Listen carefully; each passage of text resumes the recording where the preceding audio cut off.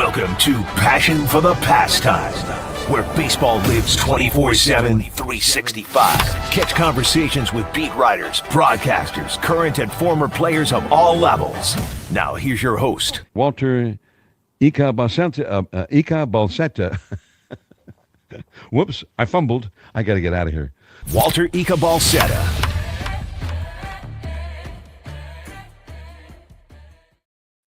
Yo, what is up, everybody? Welcome back to Passion for the Pastime here on a Tuesday night City Connect night, which we'll definitely dive into here in the later part of the show. But you notice the hat that I have on right now got the Sacramento Rivercats on, courtesy of the play-by-play voice, Zack Bayrouty. We've been talking about Zack Bayrouty for about a week because we were going to have Zack on last week when he was in Vegas, but now we're getting him live in Tacoma. So without further ado, this is pre-recorded, by the way, because he is going to be doing some play-by-play at the start of this show. So we'll get to the live show right after we finish with Zack Bayrouty. But going up to Tacoma in the booth, what's up, Zack? Welcome to Passion for the Pastime, man. How you doing tonight? What's up, Walter? Thanks for having me, and thanks for being flexible, because last week I had no voice to give you. I had like some of the worst laryngitis I've ever had, and it happened to coincide with our first week of the season. So we're back and on the mend. So thanks for hanging with me, man. 100%, man. That's a bad beat. I mean, you get laryngitis right as the season starts, man. I mean, but you're sounding nobody likes now. a bad beat in Vegas either.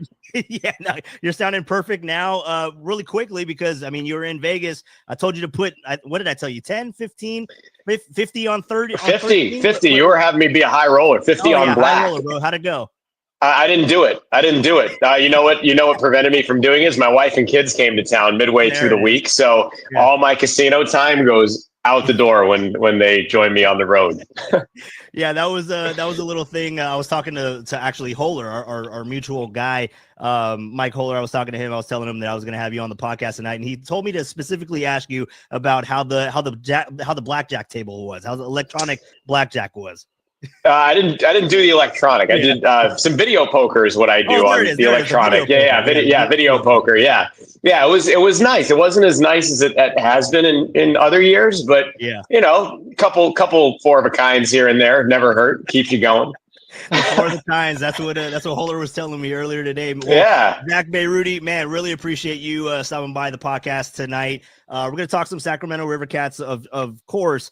But really quickly, because the story of the day at KMBR amongst Giants fans was Camilo Doval last night. I mean, he was out there, he was pitching, didn't go well. He hasn't pitched well for the last couple of times, or in the early parts of the season, right? But you saw him when he was struggling last year. He got sent down to Sacramento with the command issues, right? He was really struggling with his fastball, just with the confidence. Just in the short sample that you've seen of Camilo Doval, what do you think is the underlying issue with Camilo when it comes to just pitching in relief or in high leverage situations? Like, what do you see with Camilo Doval?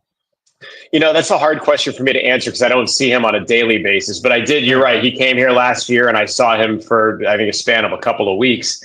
And he was pretty good here last week. I mean, last year, I should say. There were outings where he dominated. There were outings where he may have had a hiccup here and there. But I think when you're talking about someone in that role, everything is so magnified just because, as you mentioned, everything is a high leverage situation when you're in the game. So, there's really no room to have a slump or struggle without feeling like you have the weight of the world on your shoulders and it being under a big microscope. So, I would say maybe that's not that it bothers him, but that it also just, there's a lot of eyes on him every time he goes out. And if he struggles, people are going to start talking about it. Whereas, if an everyday position player, had their struggles, you give it a few days and, kind of temper your expectations. I don't know if that makes sense, but that's about as much insight as I can give you, because I've only seen him when I saw him the last couple of weeks last year. Yeah, for sure. And the thing and the psyche with a reliever, and I think it kind of translates throughout all of baseball, is that you have to have that mental fortitude, right? And I think that's kind of where we're kind of looking at Camilo is, does he have that? And do certain guys just possess that? Like in your years of being in minor league baseball and watching the game and being a fan, I mean, there's certain guys that have it and certain guys that don't. Is it as simple as just stating that? Yeah, and you have guys I think that take to that role in particular better than others, and you have guys that get trained to go and be in that role, and then they thrive on it so much. You try and put them in a game where it's a blowout, and they don't know how to even be in that situation. So there's definitely there are definitely factors that play into someone being able to execute in the closer's role. And it's something that is you train for over your years in the minor leagues. And yeah, some guys might just have it too. Like some guys might just have nasty stuff and be able to step into that role. It's interesting. Ryan Walker, I interviewed Ryan my first year in Sacramento when he wasn't even on the 40 man. I think I gave you him as a sleeper that year, right? As someone that might go up. I'm proud of that pick. But it's funny and a bit ironic because he's a guy who told me during that interview that when he was coming up through the lower levels of the minor leagues out of Washington State, he wasn't a high draft pick or anything, but he said one of the big things for him was he lacked confidence when he went out there, and he had to basically train himself to trust his stuff. And, now he's pitching in high leverage situations in the big leagues and he's got great stuff, but that's not something that came naturally to him. I think over the years, over failures and successes, he had to figure out how to be out there in that type of situation. And then he had the stuff to match, and it all kind of came together in 23. Yeah, really interesting stuff there. We're talking with Zack Bayrouty of the Rivercats, play-by-play voice of the Rivercats, kind enough to take some time in the booth in Tacoma, which we'll talk about the game coming up here shortly. But, something that we were talking about, Zack, when we were texting back and forth, when we were trying to figure out the time with coming on to the podcast was this Giants pitching. Just major leagues, the minors, Sacramento, San Francisco, wherever you have them, they are deep when it comes to starters, when it comes to arms. So when we're looking at Camilo Doval, if there is a possibility that he does, I mean, obviously it is early in the season. It's way too early to kick the bucket on Camilo Doval and send him down to Sacramento to work on things, of course. But worst case scenario, if that was to happen and Camilo would find himself in Sacramento, is there an internal solution, like guys that you're looking at right now that can either switch from the starting rotation into a reliever role, guys that are pitching in relief right now in Sacramento? Are there other options that can come down the pipeline if there was a need to fill if Camilo Doval can't figure it out? Yeah, I'm looking at the roster right now, just kind of as a crutch, and just seeing the guys who are on the 40 man. I don't know if anybody on the 40 man right now here in Sacramento would be called up specifically to work in the closer's role. And that's not to say that none of these guys could. I mean, you got Tristan Beck and Keaton Wynn, and you got Jelly, obviously, who's been here. I mean, Harrison, they're not going to put him in that role. But from a non-40 man standpoint, I mean, the guy that's going to be closing, I think, a bunch of our games is Justin Garza. And he's had some brief major league time with the Red Sox, and he was with us last year in Sac, and he's with us, of course, again this year, and he's high 90s and is nasty. So, but he's not on the 40 man, so it's hard to project if that's going to be a solution for them if they were to dip into this level. I don't know if there's a guy on the 40 man that's going to be a closer for the Giants per se right now. Yeah, for sure. I mean, and it doesn't even necessarily have to be the closer position, right? Because you assume that Ryan Walker would have that position down, and it's not really a close by committee, right? But when you're looking at high leverage situations like the other night, you come into the 8th inning and it's a tie ball game, right? Guys that you can rely on to get outs. And one thing that is really important, especially from a reliever standpoint, is that you got to go in there, you got to throw strikes, right? And there's one guy in particular, he's not on the 40 man, but he had a really good shot at making the opening day roster in Yoel Peguero, right? So he was throwing strikes all spring training long. I think he only had 1 or 2 walks during spring training. So it was trending in that direction. But again, 40-man spots and that kind of comes down to nitpicking when it comes to making a MLB roster, especially on opening day. But how is Yoel? He's in Sacramento, right? How has he looked to the last couple of weeks? So I'll circle back to Yoel here in a moment, but Sean Jelly is a guy that comes to mind. I mean, if you're looking to try and extend the bullpen, like he's here. It's kind of weird that he's here because he was pretty effective last year in the big leagues, and he's a guy that, has experience and is pretty unflappable. So he is a guy, maybe not so much the closer's role, but if you extend it out. So Yoel hit 102 couple of occasions in Vegas on Sunday. The problem being that they were seeing it really well. Yeah. And that's something you run into. He gave up a couple of runs. It was a guy, I think Carlos Cortez was the guy on the Aviators that got an opposite field single off him on a 102-mile-an-hour pitch to drive in a run. And, I think guys realize they get here and you might have all the velo in the world, but these are some of the best hitters in the world. And if they're going to sit on 102, and, if it's nasty enough, they'll miss or be late or whatever. But if they can sit on it and time it up, they're going to turn it around at this level. So it's going to be really interesting to watch his development in this league, especially, which is such a hitter's league.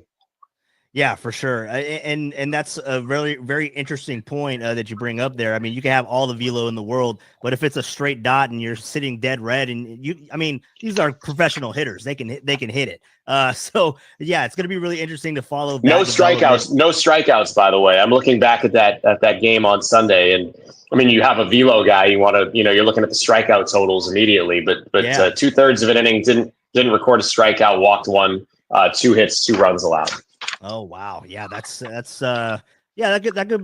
if you have the velo, you're expecting the K's numbers to be there at least a little bit, but we'll have to follow that development of Yoel Peguero. But let's switch over to the starters a little bit, right?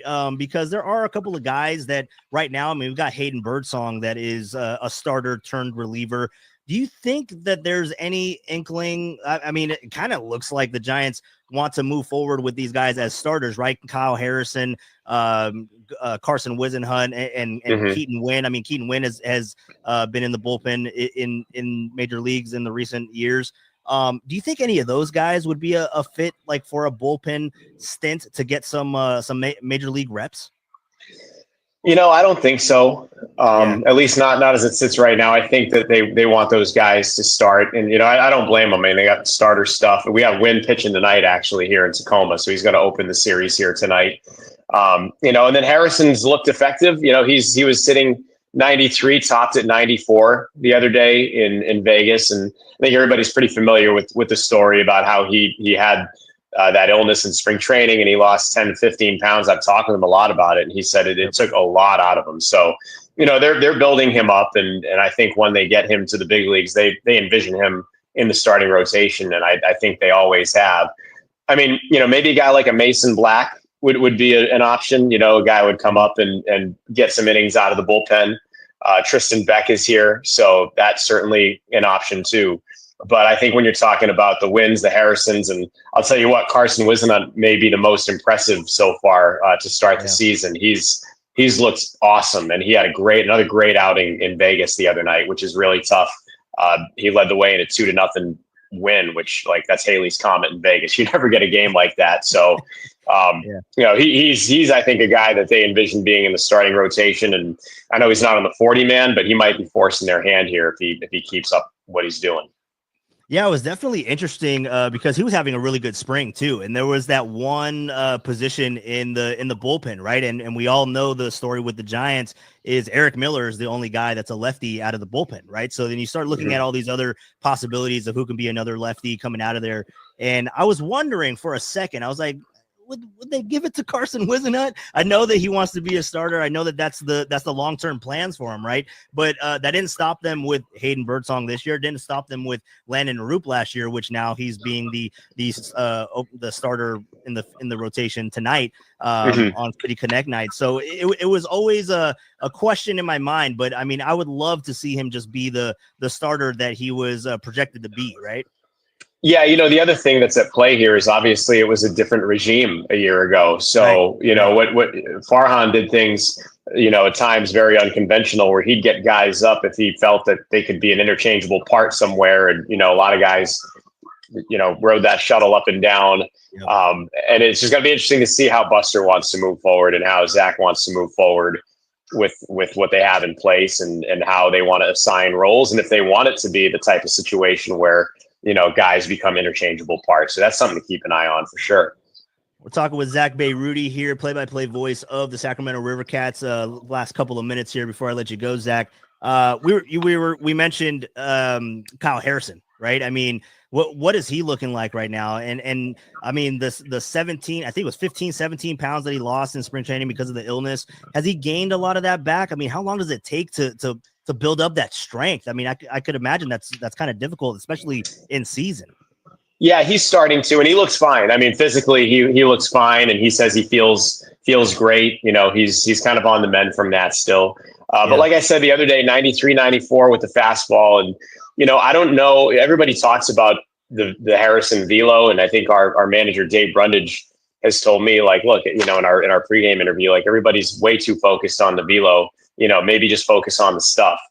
And the stuff the other night that he had in Vegas was really good. He was effective. I mean, 93, 94. I mean, I think thinking back a couple of years ago when he started with us, he was like, 6, 7, 8 in that range. And maybe that'll return at some point. But the slider was really effective the other day in Vegas. And you don't, as well as I do, Walt, like, you don't need to pump 97, 98 consistently. If you have, good secondary stuff and you can command your fastball, you're going to be okay. And I think that's where we are right now with Harry. And the fact that he looks okay and feels okay should be really encouraging, and hopefully they build him up, and I think they will properly here in Sac, because a couple of years ago, I mean, truth be told, he should have been going way more. He should have had way more innings here in Sac in 2023. I was shocked that they kept him at 3-4 innings for months.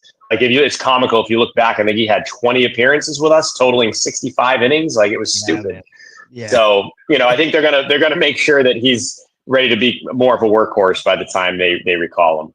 Well, and that's definitely something, like, to get these guys stretched out and getting them innings, right? I mean, that's something that you're already noticing at the beginning of this season, right? You got starters going a little bit deeper, and it's refreshing. It's not really it's not the Farhan analytics thing anymore. It's actually, we're getting back to baseball. Yeah, it's really refreshing. I thought that it was pretty egregious. I mean, you can talk about development at AAA, and AAA is like a 4A kind of league, but it really isn't. I mean, if you have a young guy like Harrison was a couple of years ago, really fresh out of high school, more or less, you get him into AAA facing some of these hitters who are among the best in the world. Like, there's no better training ground than that. And if you try and not put him through that for the sake of saving innings later on, I think it's just foolish, because I think this is a great place to not only build up, your strength, but to work on your repertoire and figure out how to get big league hitters out the second and the third time through the order. And that never happened for Harry in 2023. And I thought it was pretty egregious. Yeah, I'm really looking forward to seeing how the development kind of continues throughout all the minor leagues, but especially in Sacramento, because, as we've talked about it, the arm talent in Sacramento is next to none, man. I mean, it is incredible what they have brewing up there in Sacramento. So one more question for you, and then I'll get a funny, or not a funny, but I'll get a reaction to the City Connects. I don't know if you got any of that on social media, but I'll get your initial reaction here on the podcast. But the final thing that I want to ask you is, of course, we always end our conversations with who's the dark horse, who's going to be a difference maker that is currently on the Sacramento Rivercats roster for the 2025 Giants. I think that's how I phrased the question when you told me Ryan Walker. So who is this year's Ryan Walker? Who's that guy that's in Sacramento that's going to kind of show out and be the dark horse and be a force in the major leagues? Well, so when we talked about Walker, he was not on the 40 man. So does it have to be a non-40 man guy? No, I mean, it or is it a guy on the 40 man that's going to make the impact? Think is going to have an impact? Yeah, how about that? All right, I'll give you a couple. I think Carson Wisenhunt's. I don't know if he's a dark horse per se. Yeah. But he's a guy that could right now go up to the big club and have an immediate impact. He can pitch in the big leagues now. I truly feel. A dark horse that I'm going to give you. and maybe some people have forgotten about this guy, but Hunter Bishop. Yeah. Hunter Bishop was he the 10th overall pick in 2019? And so he gets drafted. There's COVID, so they shut down the minor leagues right after that. His mom, tragically passed away. His mom had early onset dementia. I know a lot of folks are familiar with the story of the Bishops, and they have the foundation. That happened in his life. He had a labrum issue. Then he had Tommy John surgery the next year. Man. So he has had every bad card that you could have dealt to him. And just the second half of last year started consistently hitting the ball middle oppo at a pretty good clip, and finally started getting dialed in. And I think that there's real development happening there. I think there's a really high ceiling. And I think a lot of folks have forgotten about Hunter Bishop. And I think he should maybe creep onto people's radars and keep an eye on him and see how it goes here for him in 2025. It's going to be a big year for him.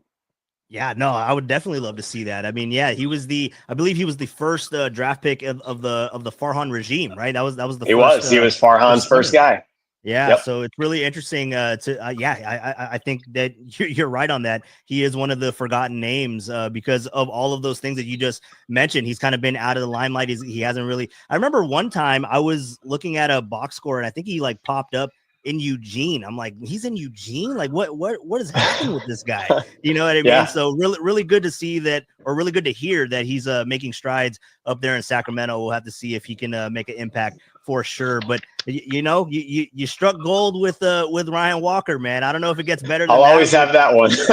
We'll have to see. Really quickly, Zach, before I let you go, and you're on the call tonight in Tacoma. Have you seen the City Connects for the Giants? I have.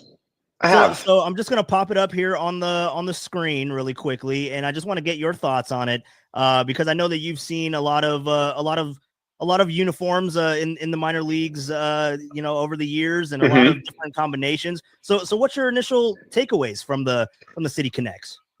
I think they're fine. Like I don't have a heavy opinion on them. Like they're supposed to be different, I think they're fine. they got a little bit of purple, some neon. Purple. They got the purple, like orange gradient, and you can't really see it right here, but let me see if I could get it on. They have like some type of wave thing going on in the black. It's not just a plain black uni. It's like a pinstripe wave thing going on there. I think it's kind of far-fetched. It was some music theme they were going for, right? Wasn't that how they tried to sell it? I can't tell by looking at it what they're going for. Like with the Red Sox ones and the yellows, it's like the Boston Strong thing, and you can kind of tell what they're going for. And the Padres have the neon, right? So it's kind of like a San Diego thing. I don't know. They probably should have done some like tie-dye or some kind of like a floral thing if they wanted to really capture. I don't know how, what would you think captures the essence of the city?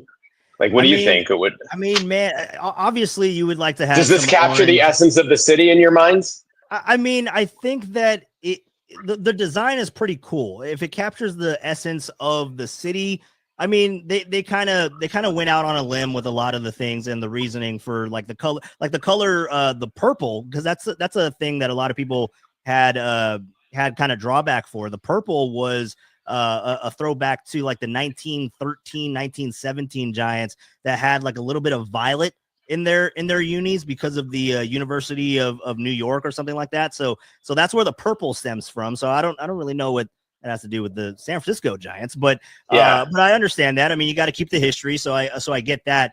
The cool thing though is you can see on the patch right there, it's kind of a Summer of Love type thing, and it's a baseball glove, and that is to pay homage to the glove that's in left field that they have out there for Oracle Park. So and it kind of looks like a Grateful Dead and Summer of Love type thing, and with the gradient. So it's interesting. It's interesting. I like it. You can see I switched my hat out. I did my Papa. There you go. I don't even know if you noticed, Zach, but no, I did not. I did a wardrobe change. I have the hat. I like the hat. Yeah, there's nothing off-putting about the City Connects for me. But I'm not from San Francisco, and I can understand how people from San Francisco would have a much more emotional reaction, than me. Right, but right. They're not off-putting. I think the look's kind of cool, but I don't know, just looking at them, how it connects to the city. I would say that in connection to the previous City Connects that were kind of like the Carl the Fog, but they were like all white with a little bit of orange. I would say that this one, stylistically, for me anyway, I think that I like these ones more than the original City Connects.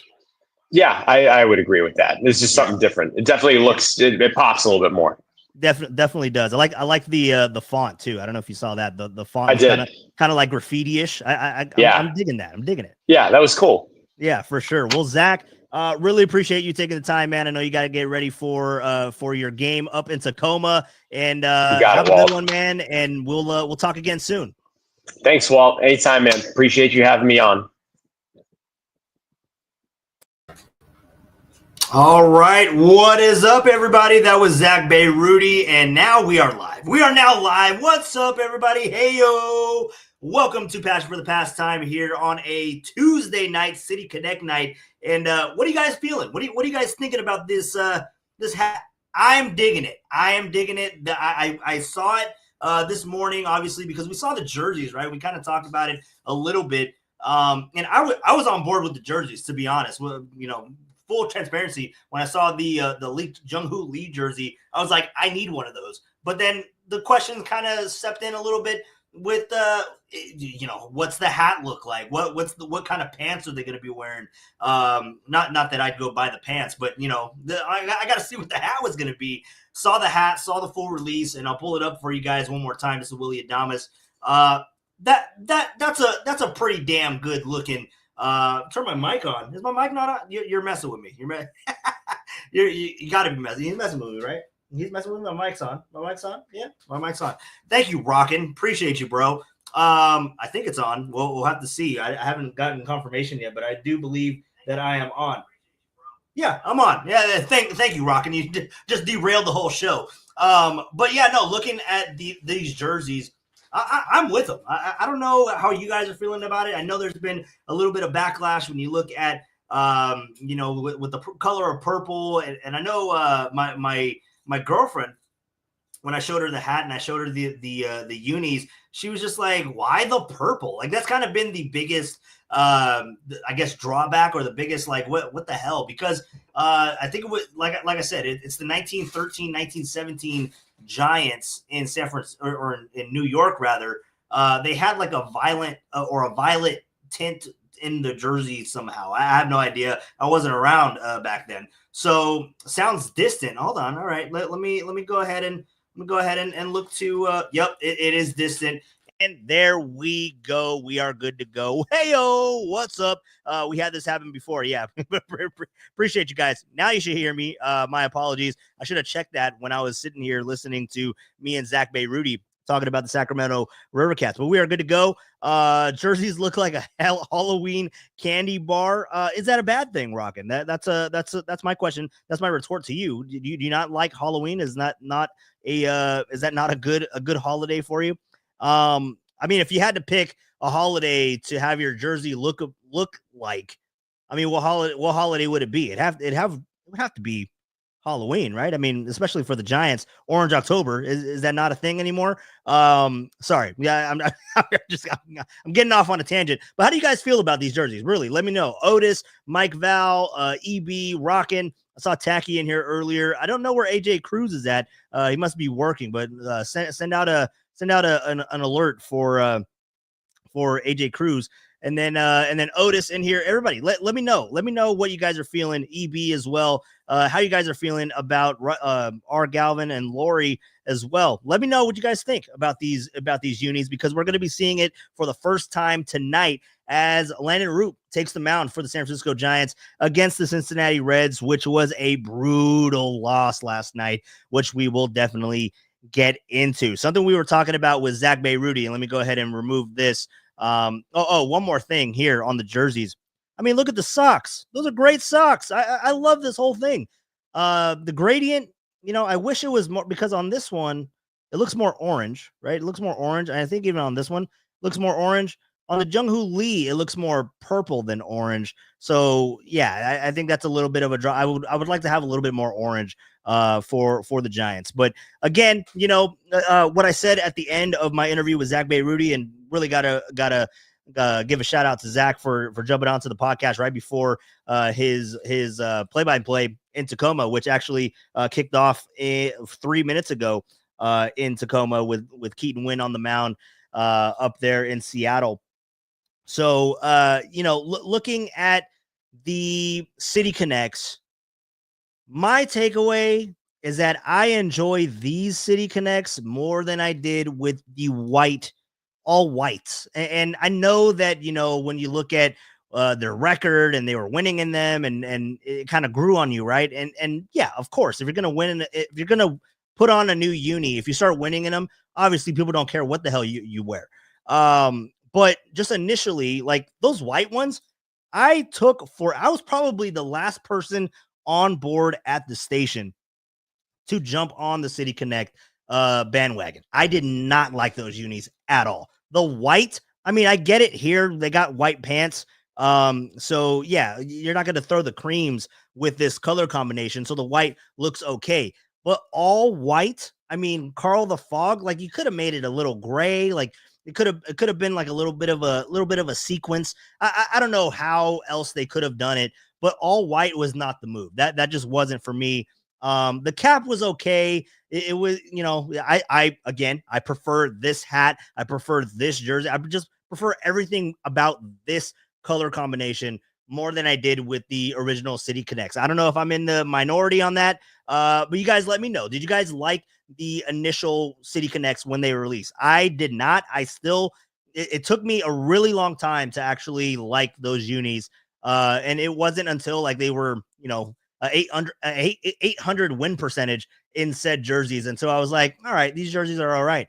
But these ones I am on board with. So let me know. And what's funny is I think what is happening is when people look at them more.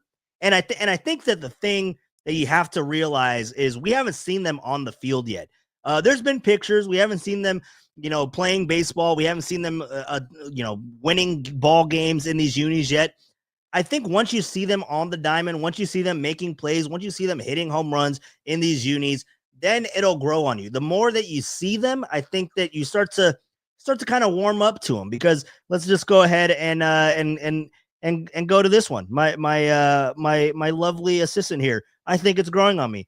And this was something I sent her the picture when I got the hat, and when the unis first dropped earlier today, she did not like it. She was not a fan. And I think she's still trying to figure out if she likes it or not, but it's growing on her. And we haven't even seen them in action yet, which will be later tonight. Again, Landon Roop taking the mound against the Cincinnati Reds, trying to go for a series win tomorrow, which will be out on the patio. If you guys happen to be in the area of 3rd and King, we'll be out on the patio at 58 Social. Me, Greg Papa, and Greg Silver will be out there from 10 to roughly first pitch, right around that. I mean, first pitch is at 12:45, so we'll be out there until roughly 12:15 to be exact, is when we will still be out at the patio. So if you're in the area, come on, say hi, say what's up. We can have a beer. We'll talk about these unis. I'll still have this hat because I freaking love this thing. I got to get a hat rating live on the show with Rocket New Era. You know the number, 925-392-5348. That is for Rocket New Era to go ahead and give me a call, and we could talk about these hats. But yeah, let me know what you guys think about it. Let's go out to the YouTube chat and say what's up to everybody, because I have not been able to say hi to everyone, but I've seen you all in the YouTube chat, and I appreciate you all for stopping by. If this is your first time stopping into the podcast, what's up? My name is Walter Ricardo. I work at KMBR. We've been doing this Passion for the Pastime podcast for quite some time, but we started on YouTube in winter meetings. The literally the day after, I think it was the day after Willie Adames signed for the Giants. That's when we had our first show. So we had just a lot of action coming from then up until now. And now we get to see these City Connects in action tonight. But let's go out to the YouTube chat really quickly. Let's see what else we got going on here. Let's see. Mike Val, he would prefer a purple belt. He would prefer a purple belt rather than a orange belt. Okay, I can kind of see that. I can kind of see the reasoning for that. But I need more orange. I need more orange in this. Like I said, looking at this Jung Hoo Lee picture, I could do without the purple on the armband. I could definitely do without that. Lori Galvin checking in. The socks are a bit wild. Lori, you'll like them. You got to see them in person. You got to see them in action. And maybe, maybe get Lori a pair. Maybe we got to get Lori a pair from the podcast, courtesy of Passion for the Pastime. Get her a pair and see if she likes them. See how that works out. But let's see what else we got going on here. Tacky checking in. I think I initially hated the Crimsicles more. Got to see them in action tonight. Yeah, for sure. That's the. I think when you see them take the field tonight, I think it's going to look sick. I think it's going to look pretty good. That's just my. And again, I kind of like this color scheme more than the actual, or more than the typical Giants fan, I guess, on the reaction. But I think these unis are going to look sick if they take the field tonight at 6:45 first pitch. So let's see what else we got going on there. See how purple is the underlying theme. I think the purple belt would have made the outfit. Yeah, no, I hear you, Mike. I just, you don't want to get too much purple in there. That because then you start looking like, oh, what the hell's going on? You looking like the Padres, like Zack Bayrouty said in our show, or in our interview rather. Hey, I just got a creamsicle for $30 at TJ Maxx. No, you didn't. Did you really? All right, I have to go check those out. Halloween, the best holiday. I'm good with them. Yeah, hell yeah, Pat H. I know Pat H would definitely be down with these ones. Someone looking for me. Hey, what's up, AJ? Good to see you in here, bro. We were looking for you, but glad you stopped on by to you guys got to let me know. You got to let me know what you think about these unis. Hannah checking in, definitely better than the white and the orange. Yeah, I agree with that 100%. Anthony Mirakovich, what's up, Anthony? Good to see you in here again. Hate these jerseys. Hey, you have a right to your opinion. I know that there's a lot of people that either hate them or love them. It's nothing like it. How about that? Let's go back out to the YouTube chat. Was not a fan of the Creamsicles when they first came out. I don't think anybody really was, because we don't like change. That's one thing. When you look at the City Connects, everyone has had a City Connect outside of two teams. This is a stat courtesy of Marcus the Waterboy Boucher. Two teams have not had City Connects. Can you name them? Do you know who they are? I'll go ahead and give you about 30 seconds while I continue to look continue to look through the comments. Figures Walter would like them. Yes, because I have good taste, Anthony. Thank you for recognizing that. Definitely have good taste. But let's go out to the YouTube chat really quickly while you guys try to figure out who are the two teams that do not have City Connects. Pat H leaving. All right, Pat H, good to see you, bro. Really appreciate it. Walter, after today's game, we might have different opinions on the City Connect uniforms. I'll vote tomorrow. That is fair game. That is definitely fair game, EB. If they win in them, dude, they're the best unis that could ever have been created. 100%. Let's see what else we got going on. Who approved this garbage? Clearly not you, Anthony. Clearly not you. Anthony really doesn't like those unis, but when they start winning, when they go undefeated in these unis, then maybe he'll have a change of heart. But let's see what else we got going on here. Nike, yeah. Thank you, Otis, for laying out who had to sign off on these for sure. Yeah, Nike, the Giants, MLB, God, Jesus. I don't know who had to sign off on these unis. AJ checking in. I think Pine gets nervous when he sees things that are urban or oriented or cultured, since he doesn't know what to feel like that culture. All right. AJ, nice. Really appreciate it. Let's see what else we got going on here. The bill on the hat looks stupid with the purple. I don't know, guys. I don't know. I mean, it was definitely more purple. Wow, my hair is wild. I'm gonna put this hat back on. The camera, The camera is kind of capturing it. What my girlfriend said is that it kind of looks stained, but it looked tie-dye. Right? It looks tie-dye. I kind of like it. And then the inside of the bill too. That's the homage to the not the Amish, the Hamish. What's the word? They're omelet? What? No, not Amish. Amish? I don't know what the freaking word is, but they're paying respects. They're paying respects to all the music influence in the Bay Area, and that's what all these symbols are on the inside of the cap. I like it. I enjoy it. So I don't know. We'll start talking some baseball here in a few minutes, but we had to definitely get into the City Connects because that is something that everybody has an opinion on. Anthony does not like them. That is noted. But let's see what else we got going on here in the YouTube chat. Purple color. Yeah, the purple color is definitely a weird one. What about me, Walter? What about me? Evil Ernie Pastimer. What's up, Evil Ernie Pastimer? Which one is this one? Which Ernie am I speaking with there? I want to say that is yes. Okay, so Evil Ernie got one of the teams, and Otis brought it in with the correct answer. So the A's, because they, it's easy. Because we tie it back to Zack Bayrouty, which I'll answer Rockin' New Era's question that he asked earlier that I couldn't ask live because it was a pre-recorded interview with Zack Bayrouty. The A's don't have a team to connect to, or they don't have a city to connect to, unfortunately.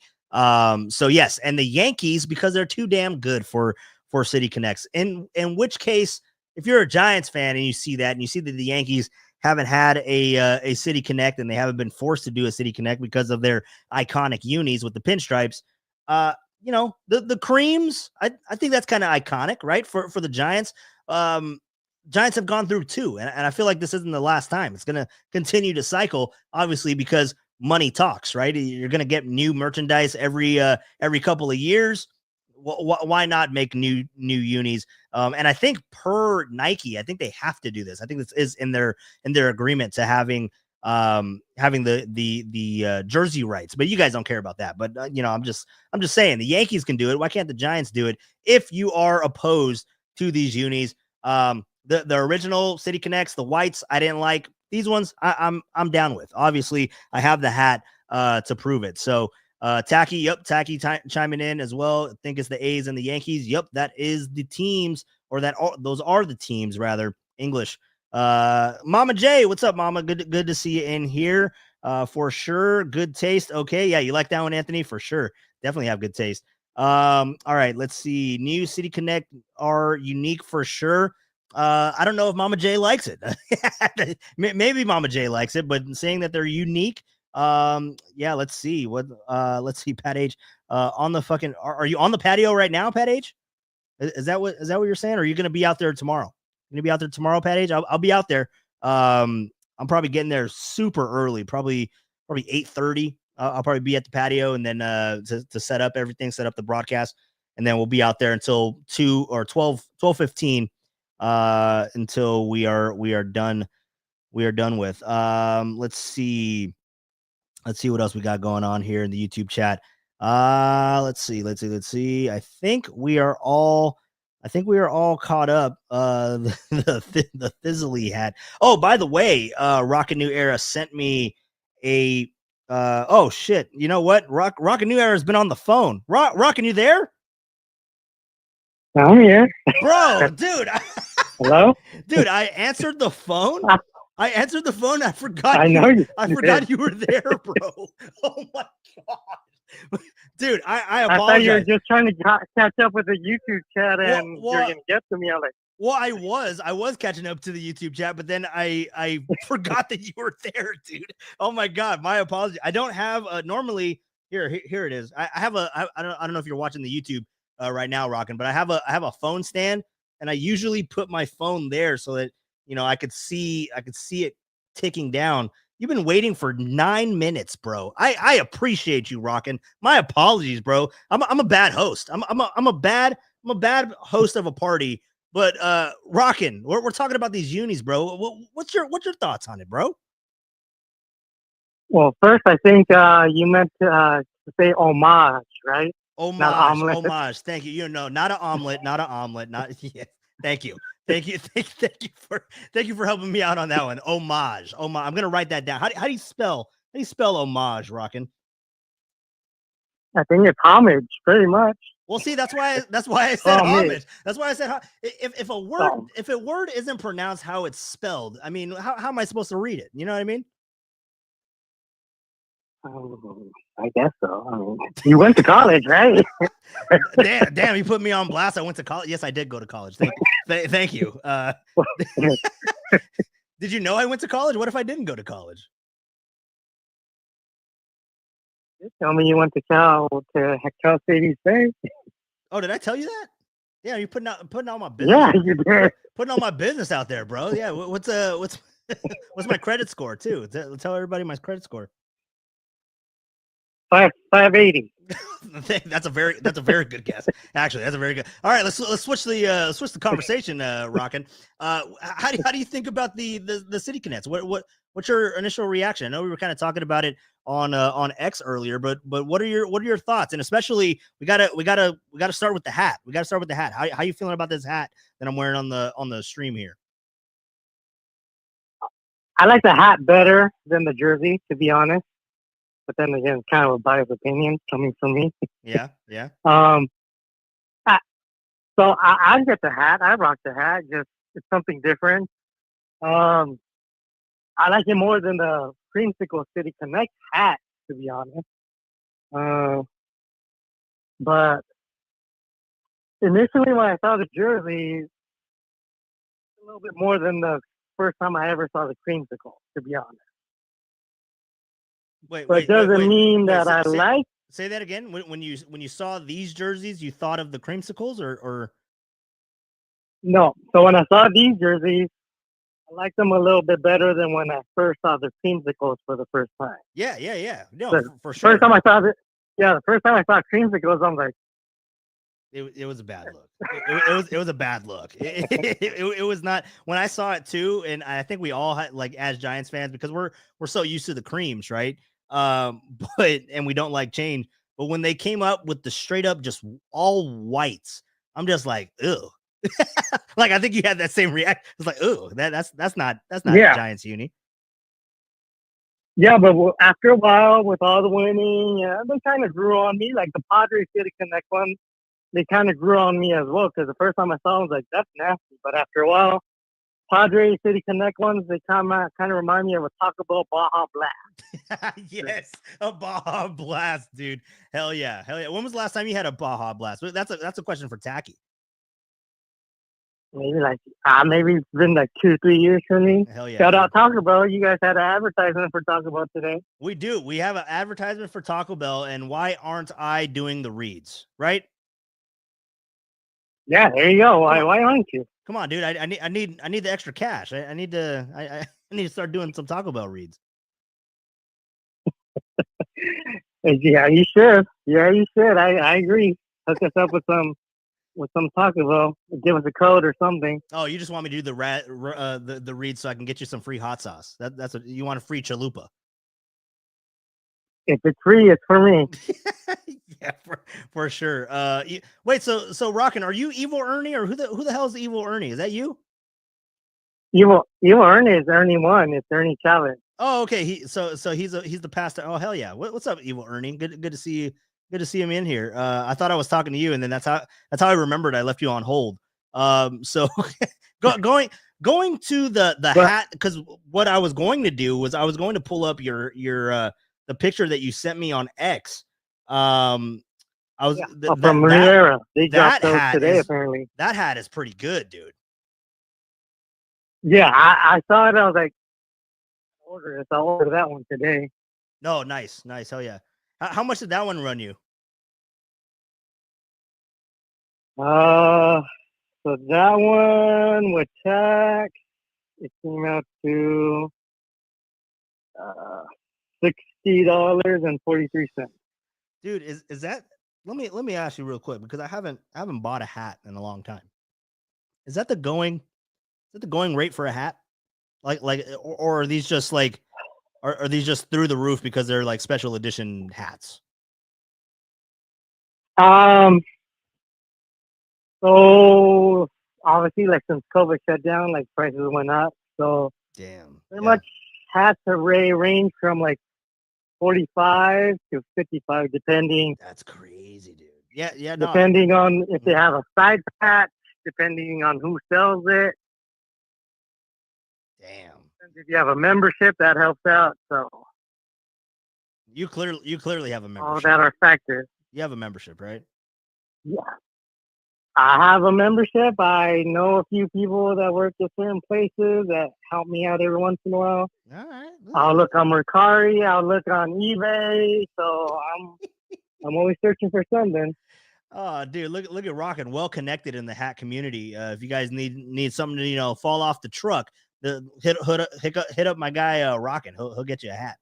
Which, by the way, I gotta publicly thank you. I know I gave you a shout out yesterday on the pod. Gotta publicly thank you. I don't have it with me. I put it in the closet because I was switching out hats.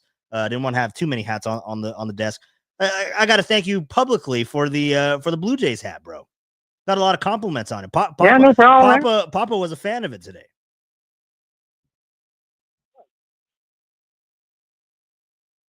Rockin'. What? Papa. Well, you just Which Papa? Oh, Greg Papa. Oh, okay. Yeah, he was digging it. It's a nice hat. It's one of my favorite Blue Jays logos. Dude, it's a sick one. It's when you were telling me about the Blue Jays hats, obviously, I mean, you go back to the Joe Carter Blue Jays. That one's pretty sick. But then, the cap that you gave me, I mean, that one, Roy Halladay. You know what I mean? Like that's a sick Blue Jays cap right there. One of the best ones, in my opinion. Oh yeah, definitely, for sure, 100%. So what was your rating on this hat? I forget the City Connect. What was your rating on that one? The new City Connect, I'll give it right now a 5 out of a 10. Okay. Like I said, it'll probably grow on me. Yeah, like we haven't seen it on the field yet. Right. It probably look good like once they start playing and on the field. Mm-hmm. Nighttime under the lights, like we don't know. Do you know what the pants are though? Are they cream? Or are they gonna they're gonna be wearing cream pants, right? No. The pants are white. The pants are white, and then the pants are white. Yeah, the pants are white, and then they have like a orange and purple stripe on each side. Yeah. But I mean, let's just say I prefer the white than if they went all black. If it was all black, it would be a bad look. Maybe, probably. Well, because I mean, the only all black one that I liked was the South Side City Connects for the White Sox. That was all black. That's the only one. Like, have you seen their City Connect jersey? What, their new ones? The new ones? Have you seen it yet? For the White Sox? Yeah. No, I haven't seen those. When did those drop? Were they good? I think they already dropped. Unless I got duped, but they look like the Michael Jordan red Chicago Bulls jersey. Oh, dude, do they really? That's pretty sick. That's pretty I was sick. like, oh shit, that's pretty freaking dope. That's pretty sick. Look, see, like Chicago got swag, bro. Like, I mean, the South Side ones, I thought that was one of the better City Connects that have been made. Right, the ones that they had in the initial launch of the City Connects, I thought those were sick. But then I'm gonna have to look those up. I'm gonna have to look those up, and we can talk about it for sure, and we can rank all these City Connects. But yeah, if you're telling me it's a Jordan theme Chicago White Sox uni, I mean you can't go wrong with Jordan. You can't go wrong with that in Chicago. Yeah, it's the red pinstripe Chicago Bulls there of Michael Jordan. Dude, that's pretty good. I got to look those up. I got to look those up for sure. Yeah, I'll definitely have to look that up. But some other colorways they could have done with these City Connect ones. Hat that's Ghirardelli inspired, so they could have gone with like Ghirardelli colorway and could have partnered up with Ghirardelli. They have the G already. That's true. Get Ghirardelli as the sponsor. Yeah, I could see that. But what would you do? Like, would you make it like a chocolate uni? Like what would be the thing for Gear Deli? Some chocolate like drip or well, I mean, it could be bad. Like people couldn't say shit. I guess I don't know. But well, obviously, you see, hey, but that page pays more. What's the word? Amish? No, that's not Amish. homage. Homage. Why do I keep messing up that word? Having chocolate stains on the uni can pay homage to the to the city. I think that'd be accurate, right? Or like Muni font with red and look. See. Now we're cooking. We're talking Muni fonts with the Giants. I like that. I like that idea. We got to get a cable car on there. Got to get a cable car, right? I mean, the Warriors got the cable car on there, right? The cable car is in San Francisco. We got to get a cable car on the. Or why not do it like the White Sox and do like a cable car version of the Warriors jersey for the Giants? Yeah, I mean, you got something there. You got something there. They can easily take the probably copyrights, but something similar to the city unis. I like those. You do one. Yeah, like something more modern. Yeah. Yeah. Oh, dude. More modern cable car version. Look, see, if we were talking for another like 45 minutes, I think we would construct the perfect city connect for the San Francisco Giants. We'll have to come together and get some beers rocking and figure out the proper way to pay homage to the Giants. Yeah, see, I got it that time. Rocking. There you go. Only took me like 5 times, but yeah, no, we got to construct our uni, and then we got to send it to Nike, and then we got to get paid for it. Yeah, I'm not mad at that. Let's do it. Hell yeah, dude! Really quickly, because I'm gonna end it on the other side as I get out of here and get ready for the Giants and the Reds. Are you freaking out about Camilo Doval? Are you freaking out about it a little bit? Not yet. Okay. I say give it a little bit more time, maybe a few more outings, and I say then you can start to panic. But I say let this one fly. Yeah. See what happens the next time. I hear you, man. I hear you. Do you change up like if you're Bob Melvin, would you want to change up the usage? Like, would you want to put him in different spots, or do you throw him in there, trial by fire, and you hope that he figures it out? I think trial by fire. Yeah. I don't know where he's at mentally. Yeah. If anyone knows where he's at mentally. Yeah, we'll definitely have to see how the Giants adjust to it, man. But no, yeah, you're right. I mean, we were talking about it last night a little bit, but he's not there mentally, and I don't know what it will take. But it's going to be a ongoing storyline. It's not going to be solved over this, finishing of the homestand. It's not going to be solved in the next week or so. This is going to be an ongoing thing all season long. But rocking, dude, what a fantastic call, bro. You need to call in every night. I tried to. Wow. Yeah, no, you don't. I'll try to. How's the TV? You watching me on the TV now? That's mainly why I gave you the TV, so you can watch the YouTube stream on the 65 inches. Big ass TV. I gotta find somewhere to mount it.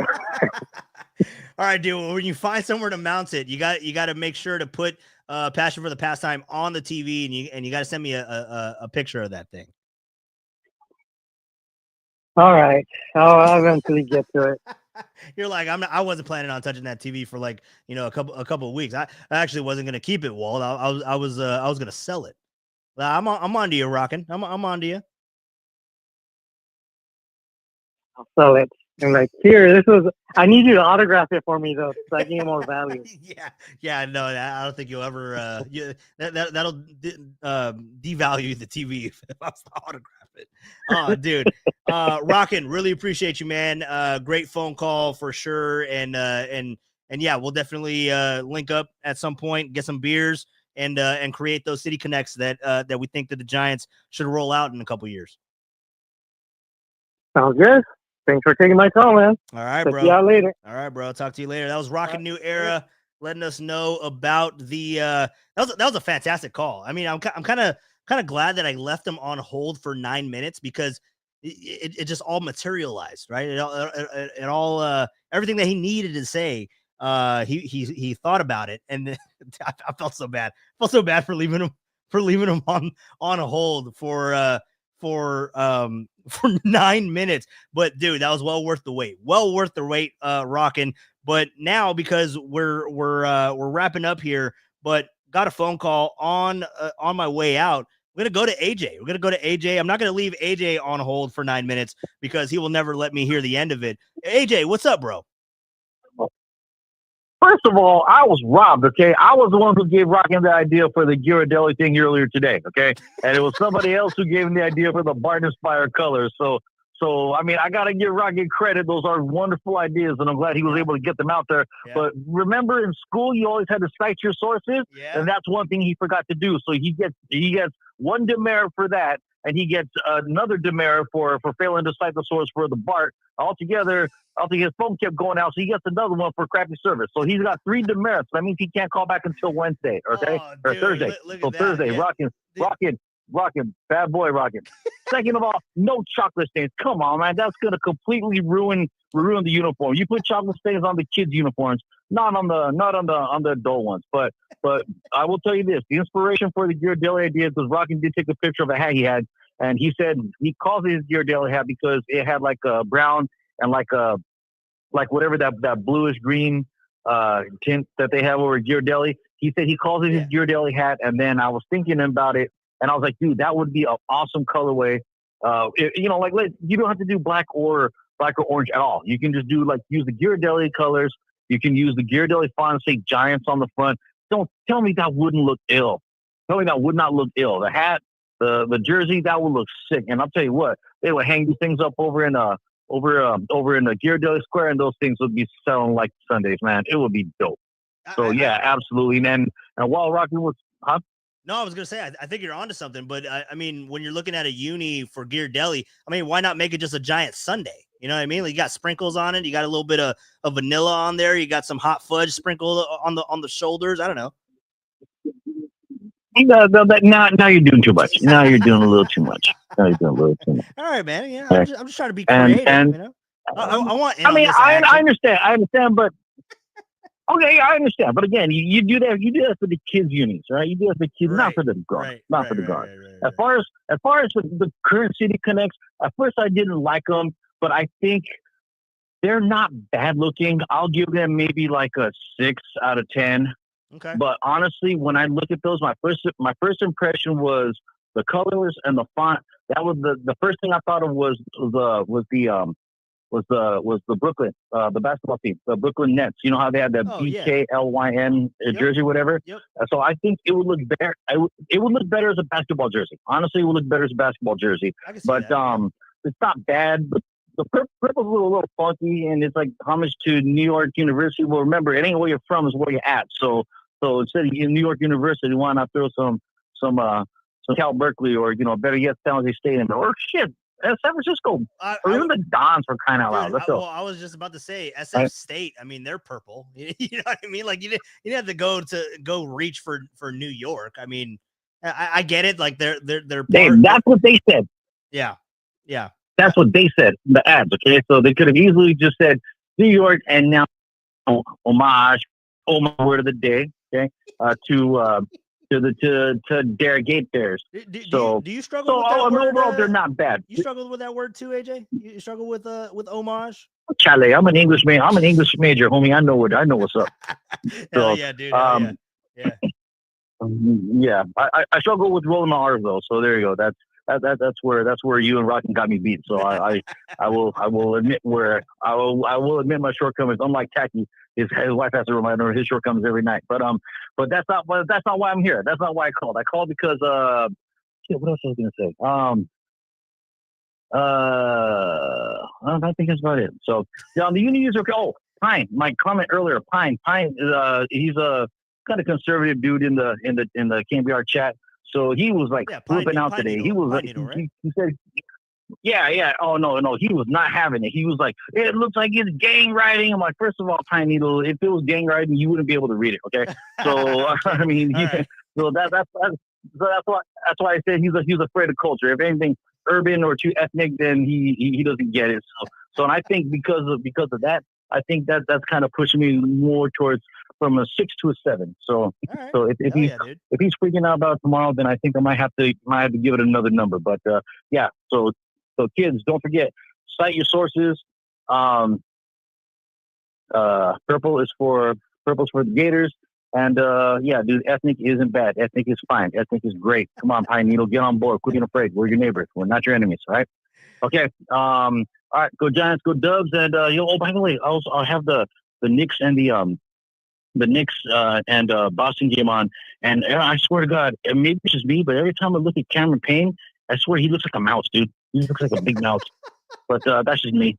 All right, fellas, I'm out of here. You have a good one. I'll talk to you later. All right, bro. I'll talk to you later. That was AJ Cruz. What a great call. What a great way to end the night. Back-to-back calls there from AJ Cruz and from Rocket New Era. We didn't even get into Camilo Doval. Really quick, I'll give you guys my thoughts on everything. Last night, obviously, it transpired. Camilo Doval came into a tied game in the 8th inning.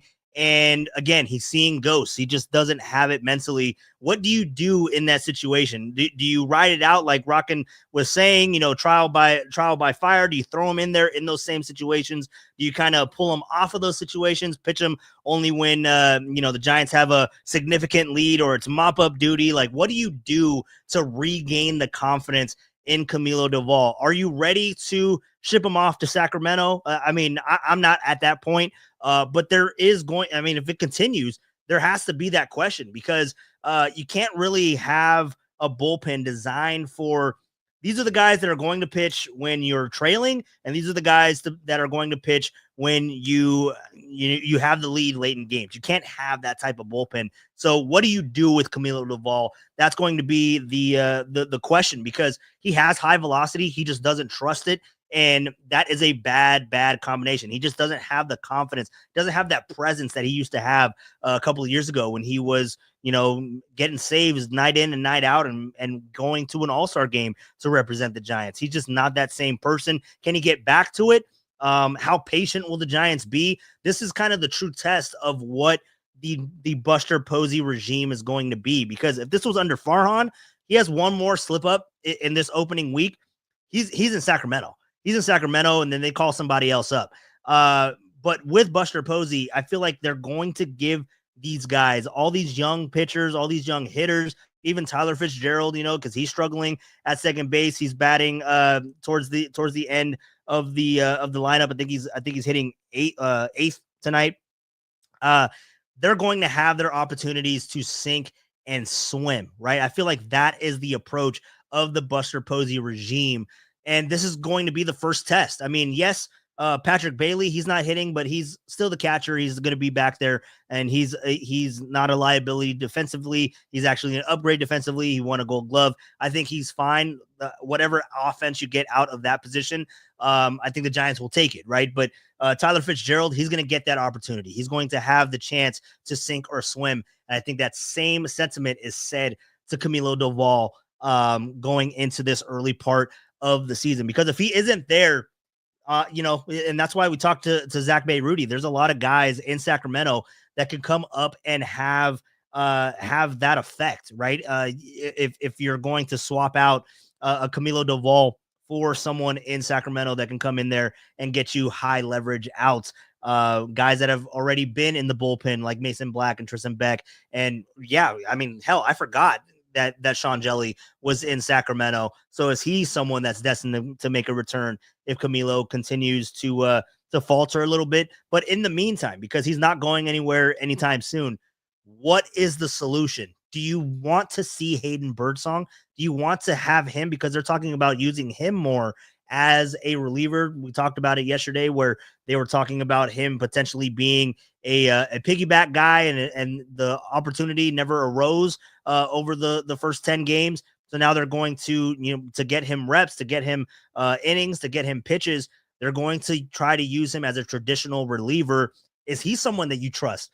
more at this point than a Camilo Doval to have in high leverage situations. Like if you can redo that situation with a clean inning, do you go Hayden Birdsong over Camilo Doval? We'll have to figure that out and see how that plays out over the next couple of weeks, because that's definitely a storyline that we're going to want to follow. Go ahead and check out the Giants. They have now taken the field. So go ahead and take a look at those City Connects. We'll talk about it more tomorrow. Actually, not tomorrow. We won't be having a show tomorrow, but we'll be back later in the week. I'll keep you guys posted on what day of the week that is. It'll most likely be Friday, maybe with the possibility of Thursday. I will let you guys know. So follow me on Twitter /X at Waltleezy, WALLEEZZY.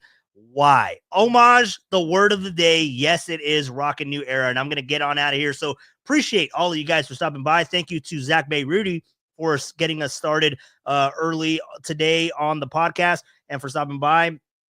Talk some Sacramento Rivercats. But thank you to everybody that stopped by. Mike, Val, AJ Cruz for the phone call. Rockin' New Era for the phone call. Otis was in here earlier. Tacky was in here. EB was also in here. Ernie, all you guys, thank you all for stopping by. Mama J even made an appearance. Victor Stevenson, Anthony Mirakovich does not like the unis. That is noted. But we will continue to talk about him for sure, especially if the Giants get a victory tonight on City Connect night. So thank you all for stopping by. It was a fun night. We'll be back at it again later in the week. I will let you guys know, keep you posted. But remember, if you don't have your notifications, you won't know when we go live. So make sure you set those notifications. Make sure you drop a like and share with your friends, because Passion for the Pastime is where it's at. That's where we have a lot of fun here during the week, Monday through Friday, most of the time. So you guys have a good one. Be safe. Go Giants. City Connects. These unis are sick. And I'll talk to you next time.